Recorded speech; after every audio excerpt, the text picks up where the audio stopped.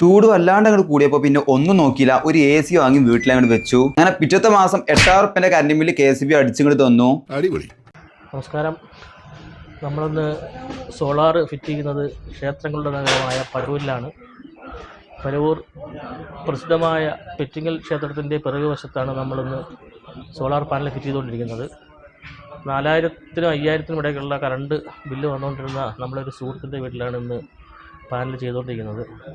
രാവിലെ 6 മണിക്ക് തുടങ്ങിയ വർക്ക് ഇപ്പം ഏതാണ്ട് 1 മണിയായപ്പോൾ തീരാറായിട്ടുണ്ട്. സ്ട്രക്ചർ വർക്ക്, പാനലിൻ്റെ വർക്ക് നടന്നുകൊണ്ടിരിക്കുകയാണ്. നിങ്ങൾക്കും ഇതുപോലെ കറണ്ട് ബില്ല് കുറച്ച് സോളാർ പാനൽ സ്ഥാപിച്ച് സാമ്പത്തിക ലാഭം ഉണ്ടാക്കാവുന്നതാണ്. സോളാർ പാനൽ സ്ഥാപിക്കുന്നതുകൂടി കറണ്ട് ബില്ല് ലാഭിക്കുക എന്നത് മാത്രമല്ല, വീടിന് മൊത്തം ഒരു പ്രൊട്ടക്ഷൻ കിട്ടുന്നുണ്ട്. അതിനുള്ള ലൈറ്റിംഗ് അറസ്റ്റ് കൂടിയുണ്ട്.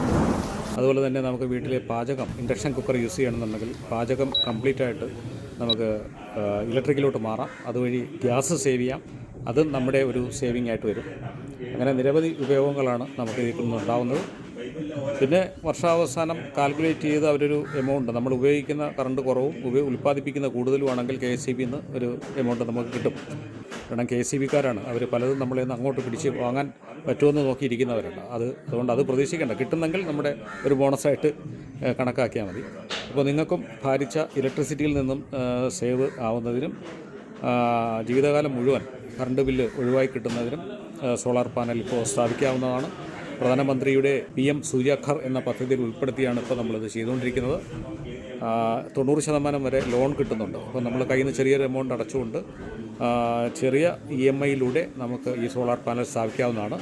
കൂടുതൽ വിവരങ്ങൾക്ക് തീർച്ചയായും നമ്മളെ താഴെ കാണുന്ന നമ്പറിൽ ബന്ധപ്പെടുക. Okay, bye bye.